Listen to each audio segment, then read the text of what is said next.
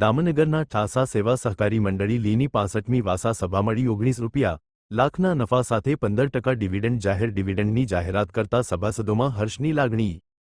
ઠાસા સેવા સહકારી મંડળી લીની 65મી વાર્ષિક સાધારણ સભા મંડળીના પ્રમુખ મોહનભાઈ કુરજીભાઈ ઈસામલિયાના અધ્યક્ષ સ્થાને મળી હતી। મંડળી સભાસદોની વિશાળ હાજરીમાં મંત્રી ભૂપતભાઈ માલવિયાએ હિસાબો રજૂ કરતા મંડળીનું શેર ભંડોળ ₹57,7,6,820 લાખ છે, જ્યારે મંડળીનું રિઝર્વ ફંડ ₹54,18,661 લાખ, અન્ય ફંડો ₹44,61,177 લાખ અને શેરોમાં રોકડો ₹50,000,047 છે।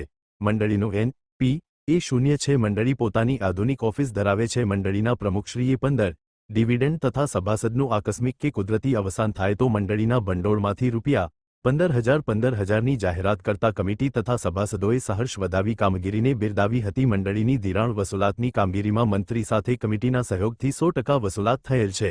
રિપોર્ટ નટવરલાલ ભાતિયા।